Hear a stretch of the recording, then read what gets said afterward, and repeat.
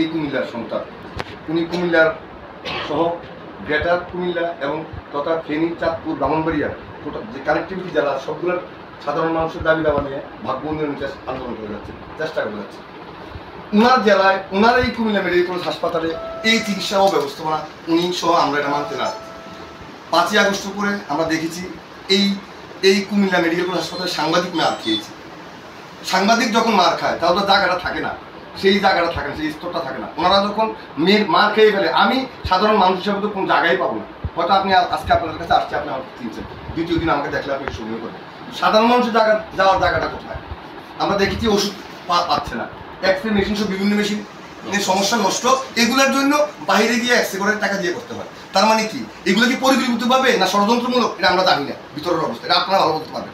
But আমরা বাইরে থেকে কি দেখতেছি? সাধারণ মানুষ চিকিৎসা সেবা থেকে বঞ্চিত। আইসিইউতে বেড আছে, জনবল নাই। আপনারা এখন বলবেন ব্যাখ্যা আছে প্রজেক্টের এই সেই, এটা আপনাদের ইন্টারনাল ব্যবসা। বাট সাধারণ মানুষ হিসেবে আমার চাওয়া পাওয়া কি যে আমি পাচ্ছি না সেবা, আমি বেসরকারিভাবে যাচ্ছি।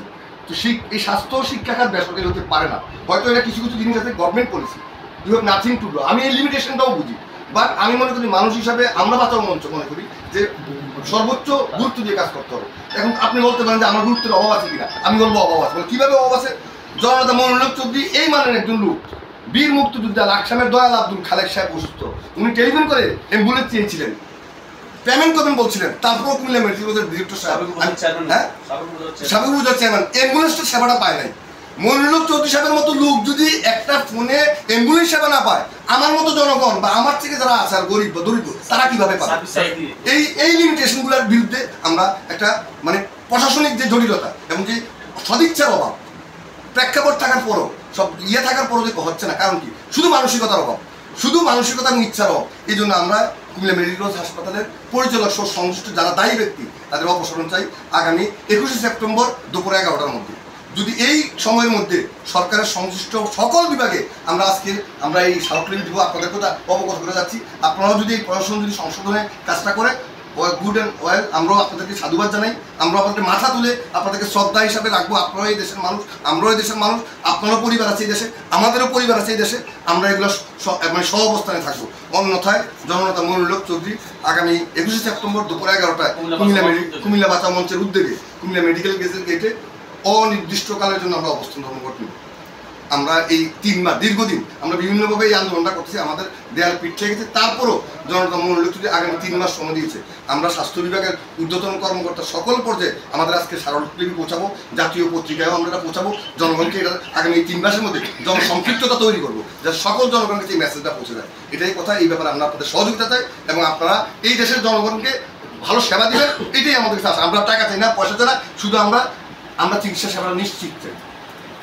এটাই আমার বক্তব্য। আমরা দাঁড়িয়েছিলাম এর মধ্যে লাইভ হয়েছে সবাই, অনেকেই কথা বলতে সাংবাদিক ছিল।